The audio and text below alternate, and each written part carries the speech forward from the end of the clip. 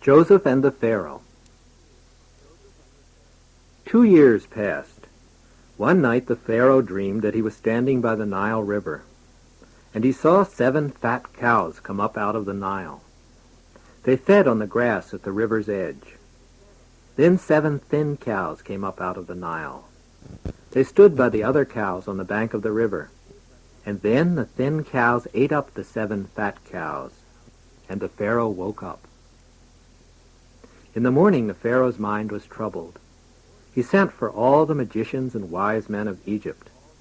The Pharaoh told them his dream, but none of them were able to interpret it. Then the chief butler said to the Pharaoh, "Forgive me, but I have only now just remembered. When Pharaoh was angry with me and put me in prison, I had a dream, and there was this young Hebrew there in prison with me, and this man was able to interpret my dream correctly for me." Then the Pharaoh sent for Joseph. They brought him quickly from the prison. After he had shaved and changed his clothes, he came in and stood before the Pharaoh, and the Pharaoh told him his dream. He said to Joseph, "I have told this dream to all my magicians, but no one has been able to explain what it means. But I have heard that you are able to interpret dreams." Joseph said to the Pharaoh, "It is not I, it is God who will interpret your dream correctly. God has revealed to you what he will do in the future. The 7 good cows are 7 years, and the 7 thin cows that came after them are also 7 years.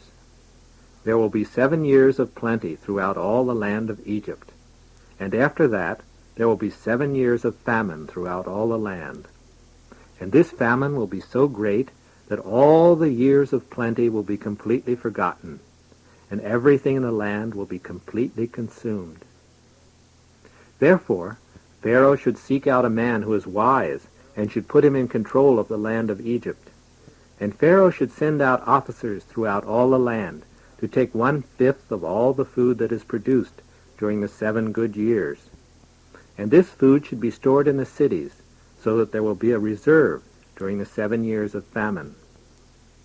This proposal seemed good to Pharaoh and all his servants, and he said to Joseph, "Since God has shown you all this, I am satisfied that there is no one who is as wise as you.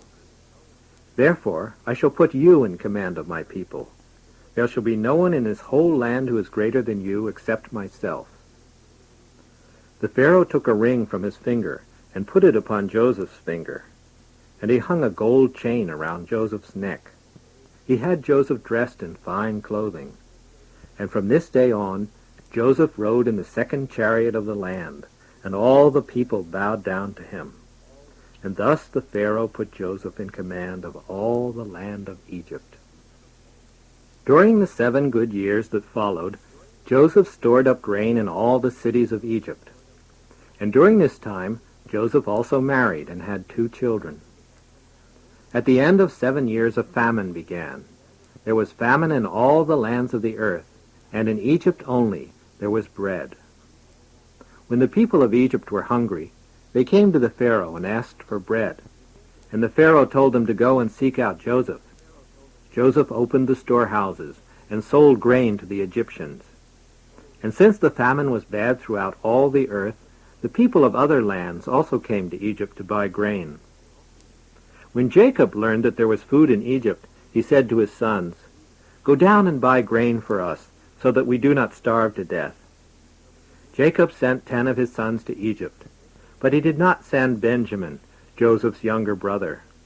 What if something harmful should happen to him?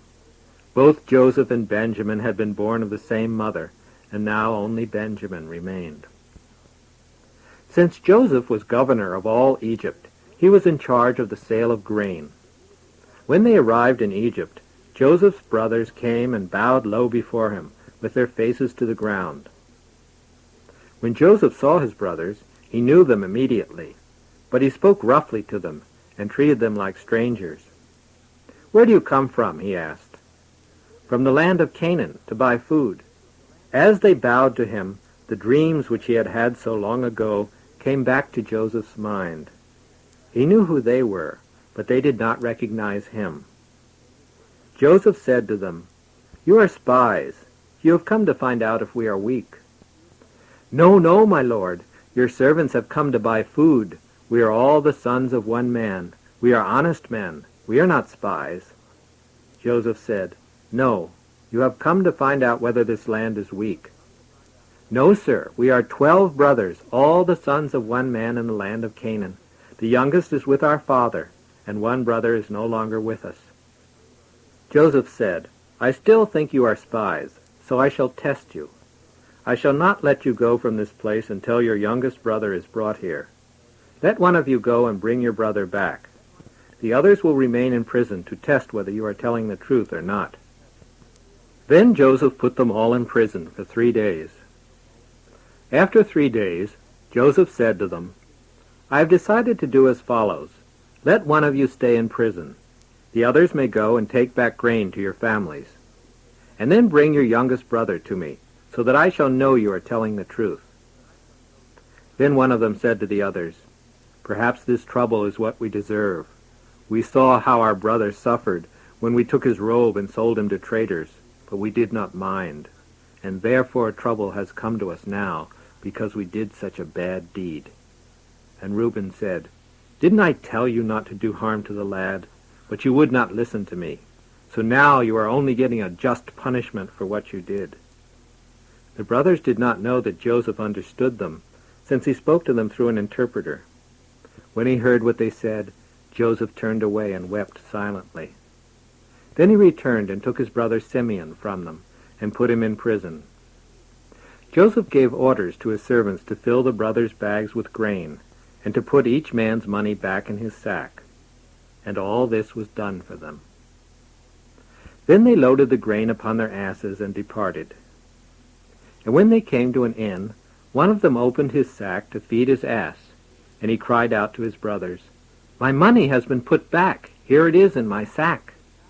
The brothers turned trembling to one another, and their hearts beat fast, and they said, What is this that God has done to us? When they came back to Jacob, they told him all that had happened to them.